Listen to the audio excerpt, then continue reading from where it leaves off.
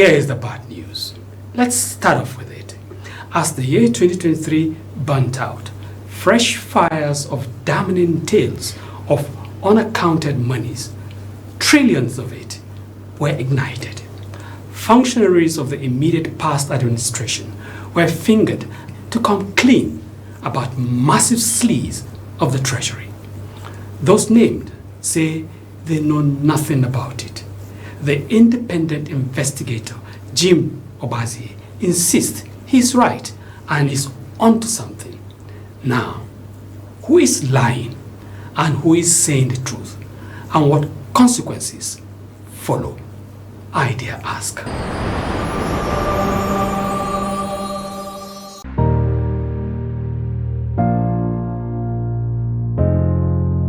Ministers, the CBN governor, Secretary to Government of the Federation, the Chief of Staff to the President, Private Secretary to the President, among other former top people, were alleged to be complicit in jaw-dropping financial infractions uncovered in the course of the commissioned investigation into the Central Bank of Nigeria. In quick rebuttals and almost in unison, they, one and all, have denied the allegations. The problem is, who do Nigerians believe anymore?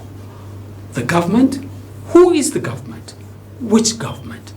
The one there before or the one there now? Didn't we hear what is being said under the present government about functionaries of the previous government also said about the one before it? So what's new? The stealing? The allegations? Or is it the further damage to public trust? Already, there exists a huge trust deficit in the nation's governance system. No one can blame the people for not trusting those at the helm of affairs. Okay, maybe we settle for the differences in the figures being questioned today.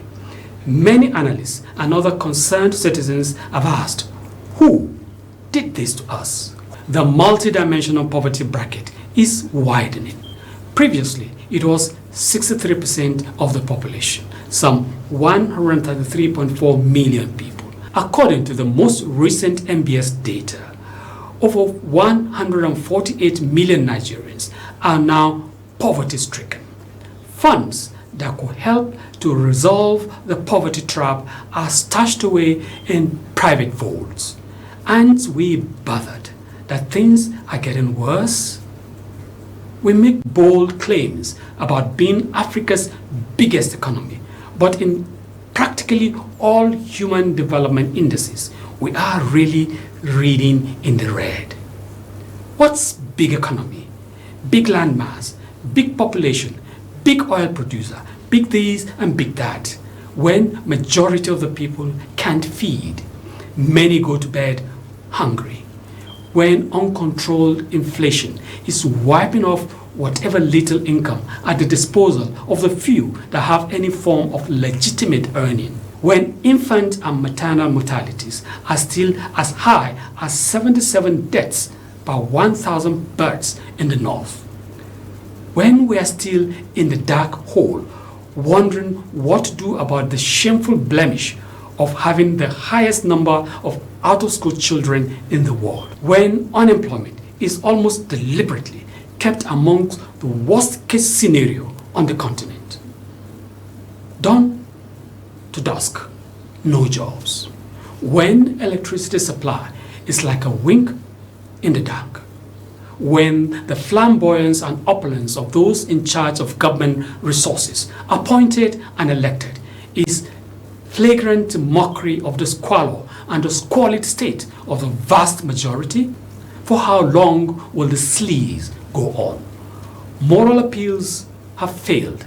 Administrative and regulatory institutions seemed weakened by vested interest. The judicial mechanism and instruments to bring infractions to justice are rudely compromised. It is not enough to complain and brood. More questions needing answers after this. Throwing hands up in the air and giving up is not an option. What then? are the options left? Lest we seem to be in denial, there are no saints in the current dispensation neither. However, the process of track, trace, and cleanup job given to an independent investigator, Jim Obazee, offers at least a chance to truly hold to account those found to have engaged in such infractions and for governance system to redeem itself. It is not difficult to follow the path of rectitude and honor in high offices. Beyond grandstanding, we need watertight evidence to nail the rogues and crooks. It shouldn't be name, shame, and let go. None should be allowed off the hook.